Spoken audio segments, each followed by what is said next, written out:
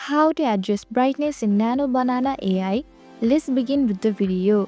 Initially start by opening your preferred web browser on your phone and search for NanoBanana AI. Once the website loads, scroll down the page until you find the AI editor section. Here you will notice two options, image to image and text to image. For this guide, we will be using image to image. Likewise, tap on add image. Then select an image from your gallery. After your image uploads, scroll down and you will see a message box where you can give your instruction to the AI. To adjust the brightness, simply describe what you want in the prompt. You can mention prompt like make the image brighter or reduce the brightness for a darker look. Once you have typed your prompt, hit the generate button.